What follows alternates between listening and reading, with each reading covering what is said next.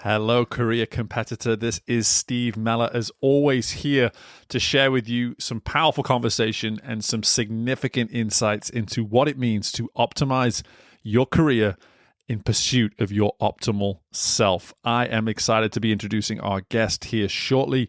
But as always, let me draw your attention to careercompetitor.com, where you'll see right at the top of that homepage is a place where you can enter your email and become a part of my monthly subscription, my mid-monthly message, where I am just simply giving you that little nudge in the middle of the month to remember that whatever it was you set out to achieve with all that energy at the outset of the month and whatever those lofty goals may be at the end of the month, that you're not going to lose sight of that journey in between. Become a part of my community today. Head to careercompetitor.com, enter your email, and look forward to my next mid-monthly message. Now, let's get right into the show.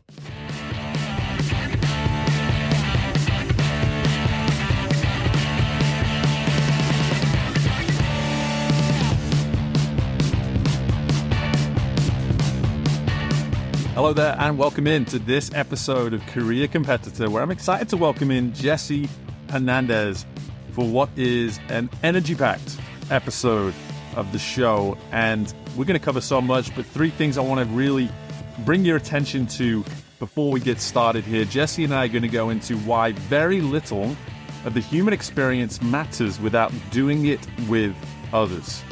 Secondly, Jesse will cover the importance of knowing the impact you want to have on others to influence how you, in fact, show up. And then finally, we'll discuss how listening to build appreciation is, in fact, the secret we all need within our tool belt. So these three things, so much more content coming to you from a truly impactful and insightful conversation with Jesse Hernandez, and I hope you all enjoy. Okay, our guest is the founder of Depth Builder, a company that helps leaders deepen their communication skills and build trust through improvement initiatives. He does this by shining a light on common blind spots and teaching leaders how to adjust their approach and ensure buy-in amongst their employees. Our guest is truly passionate about vulnerability and the human side of work, which is why he's such a perfect guest for the show. And he focuses on serving leaders, meeting them where they are, and helping them get unstuck to find agency. Our guest is also the co-author of the book Lean and Love 5S Love Letters, and is the co-host of the No BS podcast. I'm excited to have a conversation free of BS with our guest today, Mr. Jesse Hernandez. How we doing, brother?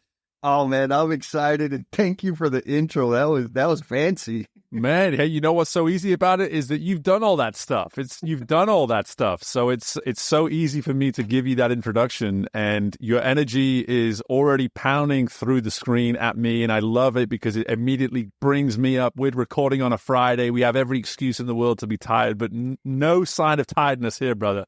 No sign of tiredness here. Jesse, I want to start right there on this notion of the human part of the work that you do. Why is it, as you look at the work you're doing today, why is it so important that as leaders, we start right there, smack focused on the human? So two really, really important reasons. The first one is because I did it wrong for so long. I was not forced. I believed or was convinced that the way to achieve the business outcomes or the goals and all this promotions and all of those things was through driving results, pushing to execute, pushing to deliver.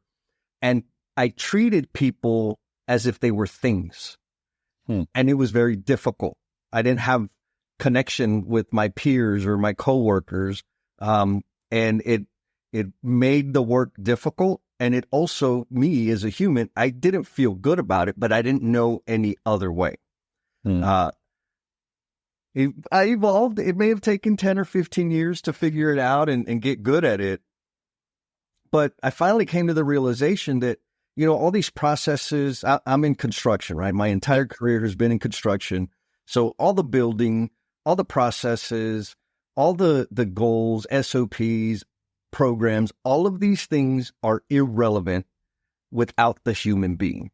And when I started focusing on serving the men and women that are in front of me, the results, it was way easier, like way, way easier. People liked me a little bit more. At least they didn't like run away from me anymore.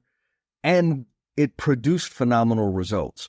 And so then it's like, oh, okay, this is easier. I'm having more fun and we're achieving our goals.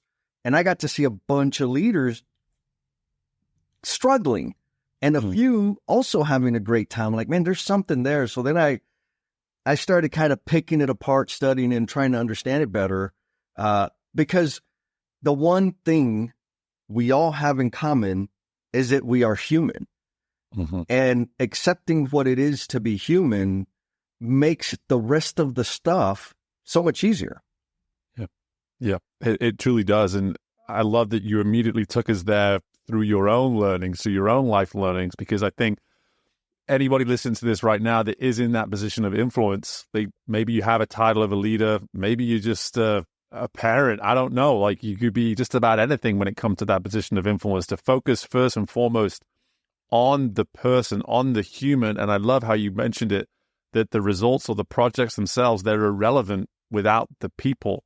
And the sooner we have that realization, the easier it then becomes to optimize those very results, right? That's what I'm hearing. Yes, yeah. 100%. It's, I mean, maybe a little more color to that. Yeah. When I was a foreman, I got some feedback from a leader mentor who's passed since, who helped me understand. He's like, Jess, you deliver business results. You make budget, you get your bonus, you deliver on time, but people don't want to work with you. We're losing people because of you. And in my head, I'm like, well, I know, you just need to hire better people. And he's like, yeah, and our clients don't necessarily like working with you because you're abrasive and rude and single-minded and blah, blah, blah. And I'm like, yeah, I know, we need better clients. And he's like, okay, Jess, that could be true. Or if everybody's having a negative experience with you, right, maybe you are the problem. And more importantly, he said, if you want to grow your influence within the organization, you're going to have to learn how to do two things. One is deliver financial results, which you know how to do that. Two is you're going to have to learn how to develop people. You're going to have to help the people around you grow. And if you can figure out how to do those two things, your influence within this company, the industry, etc., will expand. It's up to you to make that decision. And so it was really a kind of like, oof, yes, I'm able to, like the accomplishments I was having were capped until I started figuring out how to invest in people and develop people. And when I started doing that, again, I kind of joked about it earlier, but it really was over 10 or 15 years where I'm like, oh, like if all I do is that, all these other things happen without any of my focus or energy, because I'm equipping or maybe even introducing people to their agency and helping them understand how to leverage their autonomy and grow themselves, which ends up just getting the work done. Yeah. Yeah. And you capture that story captures this sentiment of buy-in so clearly that I mentioned there in the introduction. And what I love about that story is it gives me such an easy way to move into this now, because one of the things I've noticed, whether it be in my world of sport or now in business, is that most people buy into something that they can see. And I have to assume that when you think about that journey for you and you've got all this truth coming at you, and none of this is easy truth. And rarely is truth easy. That's what I love about the word truth. It's like the moment you say it, it's like, okay, something's difficult coming here. You got all this truth coming at you, and you now have a question to ask you before you start looking at all these things that you're trying to navigate and figure out outside of you. You have a question to ask, like maybe how do I buy into me a little bit more? And now I don't want to assume anything, but I have to assume at least a little that maybe that's where the work began.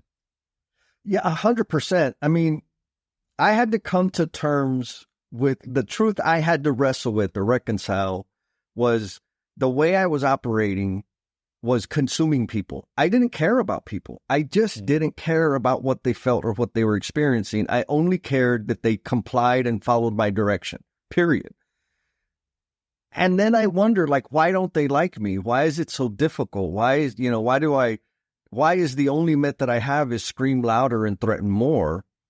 Well, because I wasn't treating them like human beings. So then it was like, okay, well, when I was in their role, I hated that. Why am I doing this? Oh, because I don't know a different way. Okay. How do I want to be seen? How do I want to impact people? Oh, and that just opened up a whole new world of learning that I had to do. And I mean, here's the other thing, like another truth there that I think, at least here in the States, that we wrestle with. When we get promoted to a position, whether we admit it or not, we got all kinds of insecurities, right? Mm-hmm. But not only do we have these insecurities, but we also have this human need or appetite for status and significance. And so I'm a rookie foreman.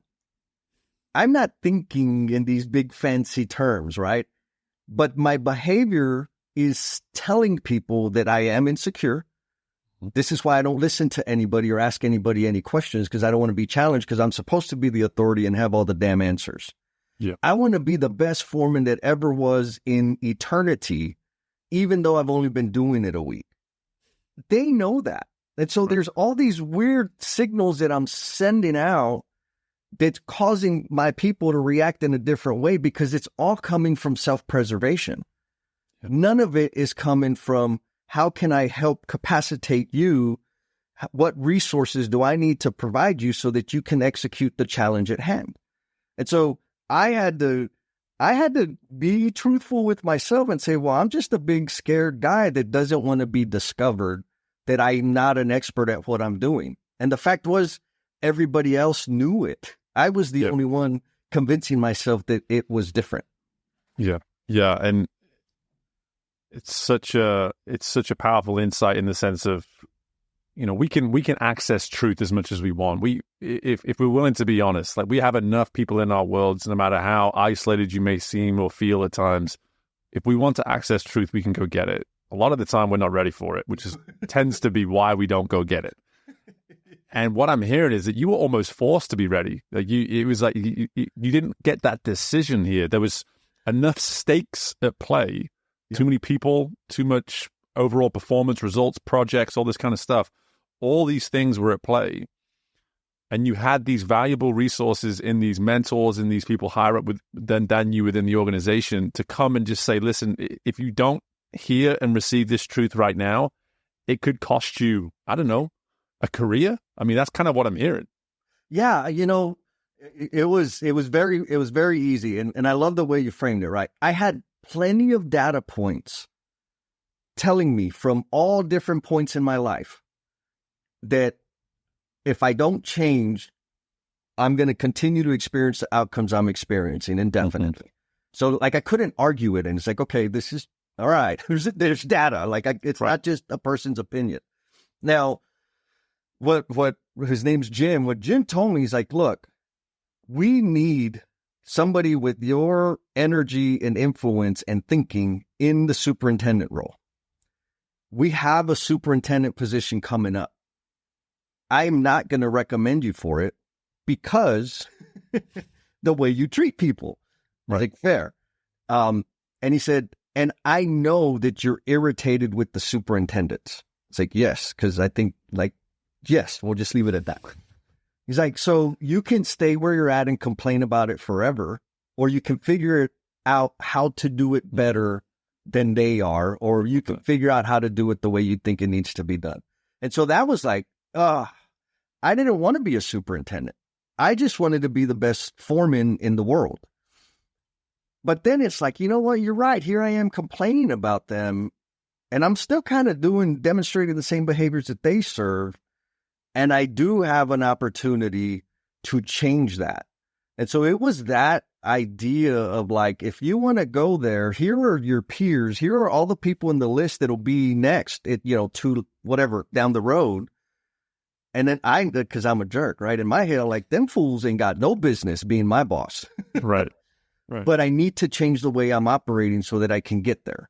And it was that, like, that was probably the catalyst to help me understand the dramatic shift that had to happen. And I'll also add, I was working for TD Industries, mechanical contractor here in town, well, here in Texas.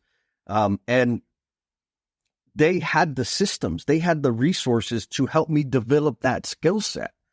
So it was very different, because I know a lot of people out there in the construction industry, they'll have their leadership tell them that they need to get better, build their EQ, build their planning skills, whatever, but then they don't have the resources available to their people. TD did. Yeah. And so they threw me into it. I'm like, oh my goodness. And it was I thought, okay, I'm going to take this class and I'm ready. No, it was an ocean of learning and practicing and failing and figuring it out.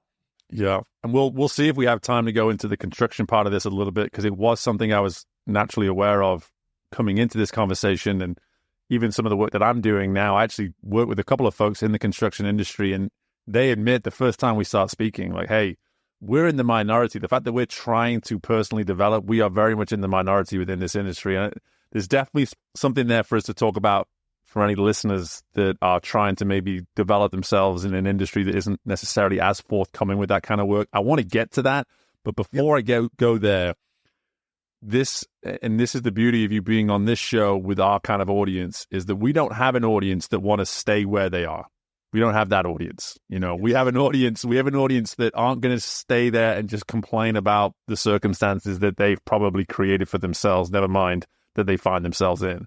They want to make and own the change. They want to do that. And that's why we're here talking to someone like you, because I now want to move to that next part of the story and your journey, where you did become an example of the solution, where you did start to represent, hey, this is who I can be, this is who I should be, and this is what I'm going to own about that. Can you just tell us maybe a few of what those initial steps look like, and when you maybe even realize, like, okay, I'm now seeing why I've made this shift?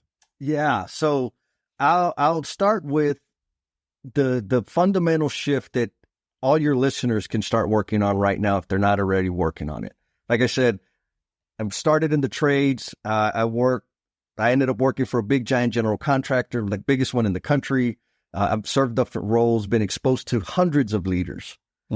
And the key difference I saw in terms of the quality of life that the leaders experienced and their people, their projects, hundreds or even thousands of people sometimes, there was a key difference in the way those leaders function. And it was, they had a human-centered focus, meaning they were 100% focused on helping their people develop. Now, that's pretty ambiguous, right? What does that mean? It could look a bunch of different ways. Right. But the key thing that they did that I seem to have naturally had a skill at was they spent more time listening than talking. Yeah. And when I say listening, I'm not talking about not making mouth noise. I'm talking about exactly what you're doing in this conversation, right? In this interview here. You're listening to what I'm saying, you're connecting with it. And then based on what you gather from whatever I say, you ask a further, more interested question about my thinking, my perspective, where I stand on things. That's a demonstration and appreciation. That helps us better understand how to serve the people in front of us.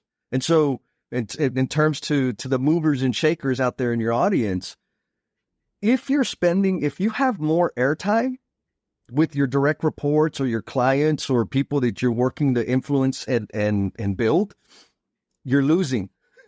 Yep. They invest the time to connect with the human being. And the best way to do that is to ask curious questions and then take action on what you learn to help close the gap between what you're understanding or what they communicated in terms of what they needed, what they wanted, what they were working towards. You have significant influence and responsibility and even access to resources, cash, time, etc., resource allocation that you can apply to help that person meet their goal.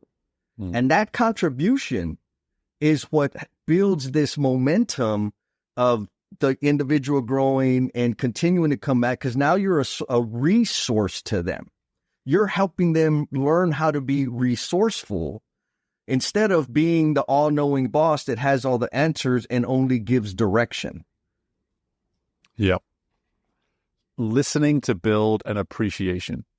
Yep. Think about that for a moment. Like that, what I love, like, again, we've talked about listening on this show before, and anybody that meets with me will know that I take it seriously. It's a very important skill set. However, you framing it as that notion of doing it to build an appreciation, what I love about that is that takes work. That takes so much work, which means you must value the benefit for the person that's talking more than your own. Like that is you've cracked the code, brother. Like that is it right there. Like it's one thing to say, hey, yeah, I read this book or I saw this post on LinkedIn that says I need to start listening more. So I'm going to make sure that the folks I meet with talk more than I talk. Therefore, I'm doing it, right? I'm checking the box. No, you're not doing it. Like the listening to build an appreciation, that is the empathetic approach that leaders have to understand. And never mind leaders, people, humans, everybody, yes. Come on, people. Like if you're listening to this podcast right now, you shouldn't be talking. Let's put it that way. If you're listening to this podcast right now, I challenge you to take Jesse's words here and start listening to build appreciation, because that is when you do excel as a listener. You're no longer listening for your own benefit. You're listening for the benefit of the person that's talking. That Jesse, if you can't see it, Jesse's jumping through the screen right now. Oh, yeah. I mean, and you nailed it, Steve. It's like, it is ultra difficult, right? And there's like, I'll say there's stages. I've worked with a lot of people working on this specific thing. Usually when somebody, especially like with the power dynamic of work, right? You have a boss or you're the boss and you have direct reports and this sort of thing. Usually what we're really good at is solutionizing or solution shanking. Somebody comes to us with the situation and we shank them with the answer. Here, just do this. And so that's a very natural, super common response. Because of the pressures of our roles and expectations and all these things, there's no judgment there. But if you're doing that, have awareness about it. And so one of the simple things to do is, instead of like that first response, that first sound that comes out of my mouth needs to be framed as a question. That's a big step. It's very difficult because you're not good with silence, right? Like, I'm going to have to, reframe. We're talking 2 or 3 seconds to reframe a statement into a question. The next phase is, okay, now I'm asking questions, but I'm asking leading questions, right? Or I'm giving a direction with a question mark at the end. That's okay. Right? Like, don't ask leading questions. Start working on, what have you tried? Yeah. What do you think's going to work? What's the riskiest thing, that like the craziest idea you have on the thing? Because you're not leading them, you're helping them access their agency, and tapping into their critical thinking, because that's where the value is.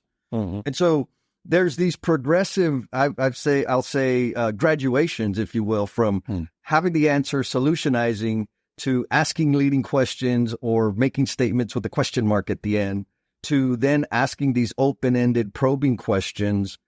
And that is a natural progression. That's the point I want to make. It is a natural progression, and it takes intentional work and practice, especially with family. I fail at. Oh my gosh. I'm not sure. Yeah. I got a 5-year-old and a 3-year-old at home right now. My wife, it's just like the whole time you just like, the process like this. Yes, I'm just listening to you. I'm like, I don't think I'm going to be able to work this process. I don't think they're going to let me do it. But what I will say though is that I love that you're able to help us see that it is a process. It is a series of steps. I always like to put things into spectrums as well. Like I'm a big spectrum guy, and like that's what I'm hearing here too. Is just if you want to listen at that elite level where you are truly building appreciation, where you're contributing, where you're a resource, all these things that you're sharing with us, then you have to understand that you got to start somewhere. You got to start somewhere on that spectrum. You got to start somewhere with that first step, and know that it's going to take time, and to do the work the same way you would do it with anything else within your career, within your life, in order to get better at something. Like that's coming through in absolute abundance. We could have probably done a whole podcast just on listening alone. But I do want to, I want to transition a little bit now just into some of this work that you're doing, both with you've done with the book and that you're doing with the podcast. I have to assume that those worlds do somehow align in certain ways. Talk to us a little bit about just the again, it's right there in the title of the book, lean and love, like this notion of love. To put a word like that anywhere near a book written by a guy from the construction world. Like, are you serious? You crazy?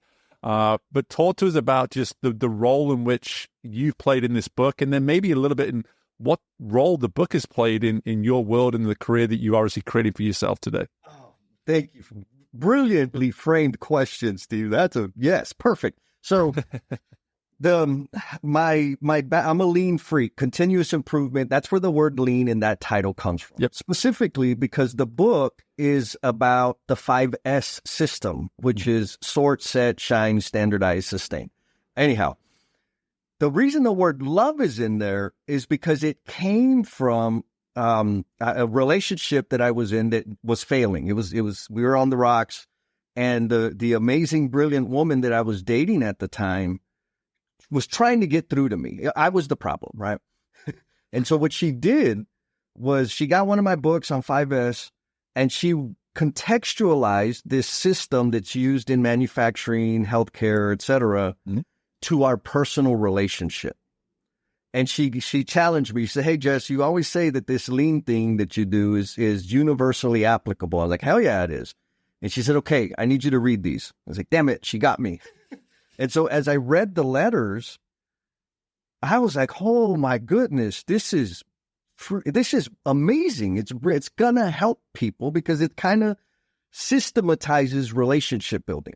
And so I'll give you a real quick example, right? Like in the textbook idea of sort, the first S, the idea is to remove anything that is not pertinent to the operation, the task, the thing that you're doing.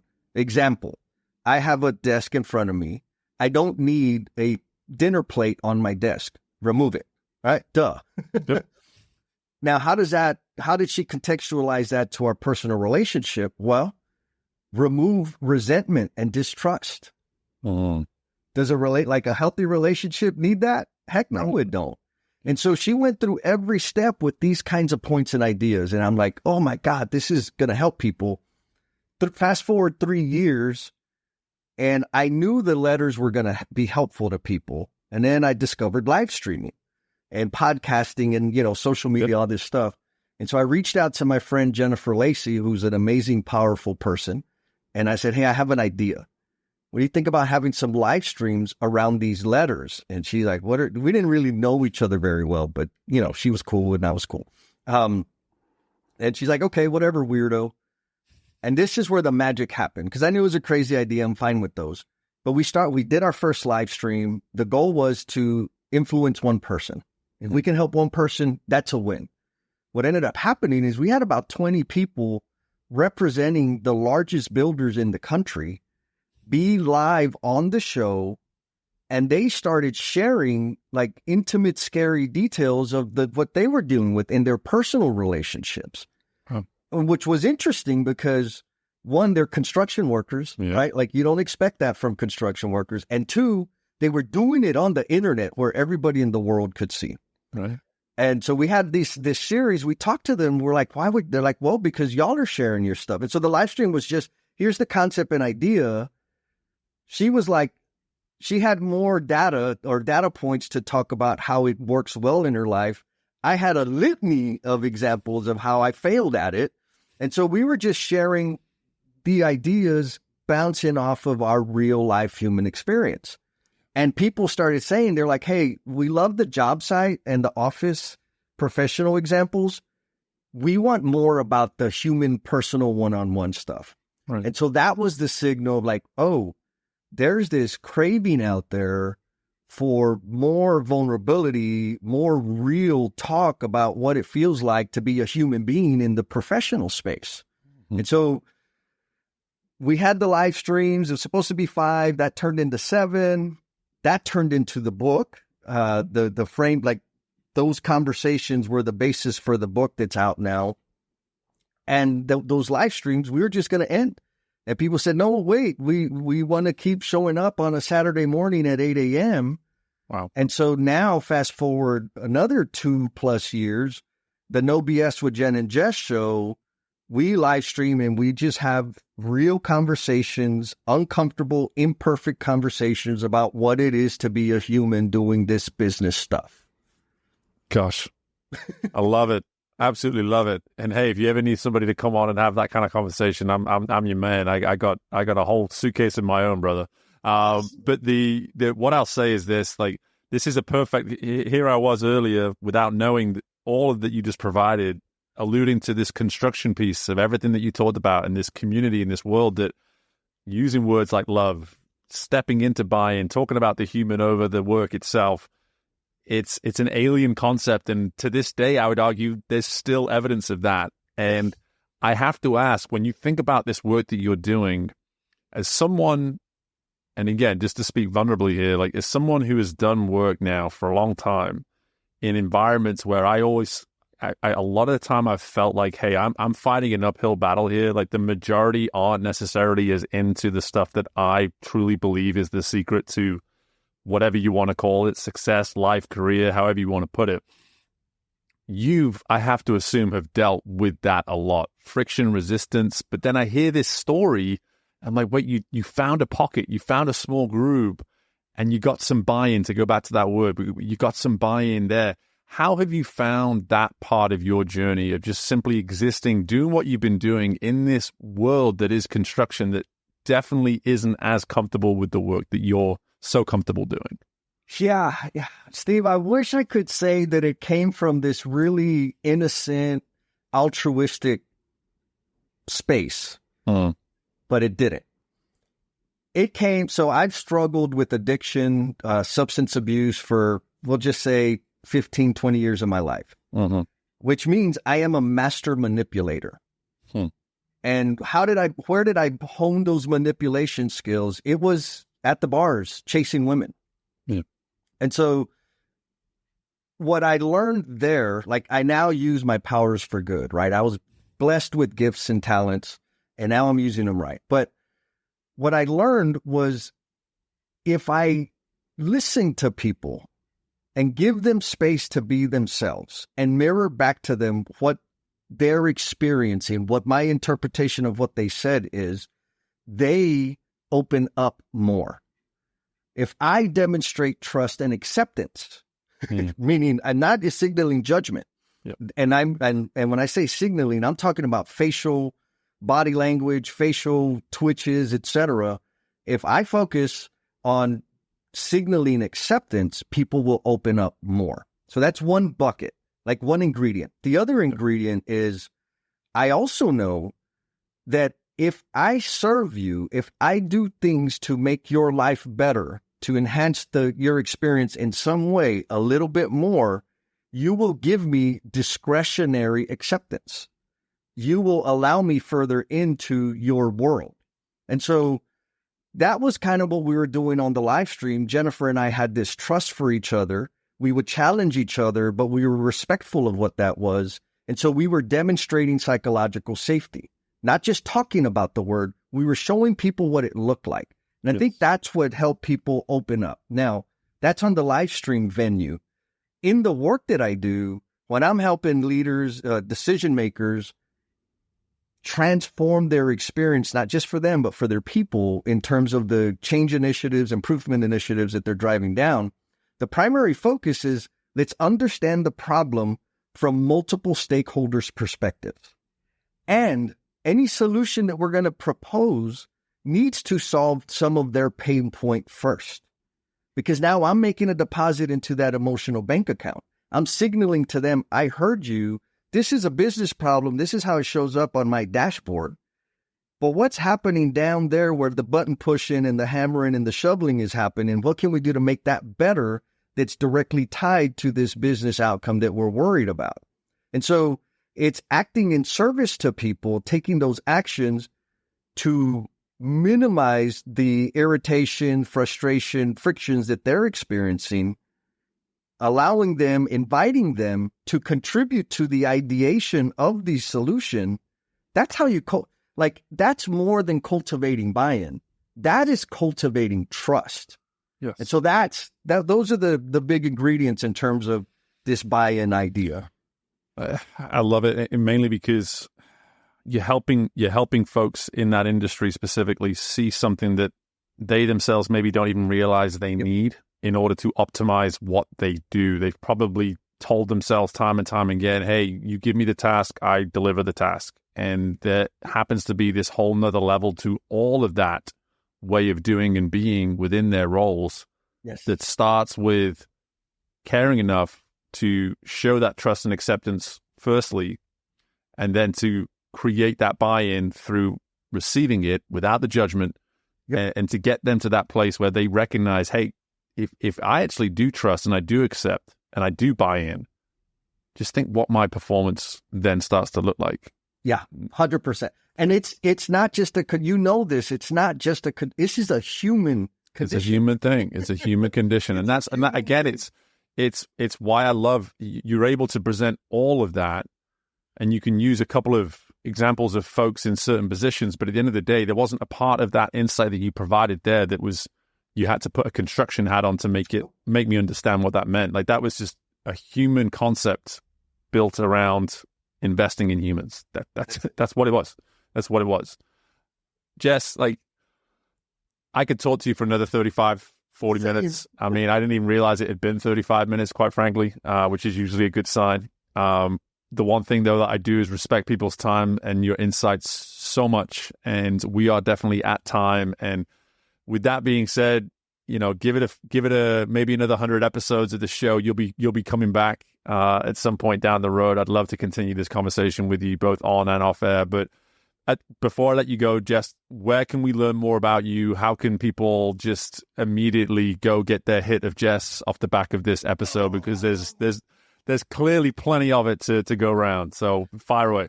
Yes, the best place to go is LinkedIn. If you search Jesse Depth Builder, depth as in like deep trust, deep connection, deep vulnerability. Connect with me there. I'm hyperactive. I love interacting on LinkedIn. Now, if you're more the lurk, I love the lurkers, right? The folks that don't want to be seen, but they're interested. Right. Go to the website, which is depthbuilder.com, and you can access all of the junk that I have out there. Love it. Love it. Well, none of it's junk, all of its value, all of its quality. And you've given us just a fraction of it today, and I've appreciated every second of it, brother. So Jess, all the best with anything and everything going on in your world moving forwards, my man. And thanks again for joining us. Yeah, thank you, my man. And my thanks again to Jesse for joining us on the show. As I alluded to at the outset, tons of content, tons of insight. I'm sure you took away a number of different things, but specifically for me, I think it's always worthwhile reiterating when someone brings this sentiment to the show is the notion of staying where you are. You can do that if you want, and you can stay there and complain, or you can make your own change.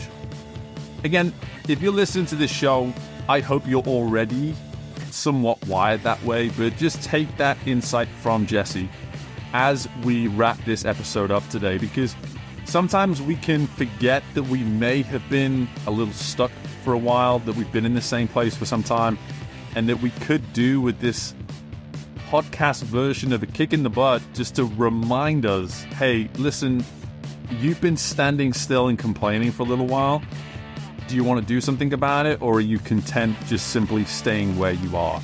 So if you do think, and we all are from time to time, if you do think that you're guilty of this right now, that's fine. This is your reminder. This is that swift kick where you needed it to just simply do something about it, and to not complain anymore, and to not stand still and assume that you're stuck. Let's make some change based off some of this awesome insight courtesy of Jesse on this episode. So again, thanks to Jesse for all the great content that he's just provided. And as always, thank you to you, the listener, as we continue to remain in this really exciting position as a podcast, as a top 50 in the world podcast for self-improvement. It's because you choose to listen. And of course, it's because of this fantastic content that we're able to provide consistently. If you're still listening at this point, don't leave without leaving us a 5-star review and making sure that you're sharing this with people within your world so that you are sharing the wealth of content that is Career Competitor. Thank you again for taking the time to listen, and all the best with anything and everything you've got going on in your world. Bye for now.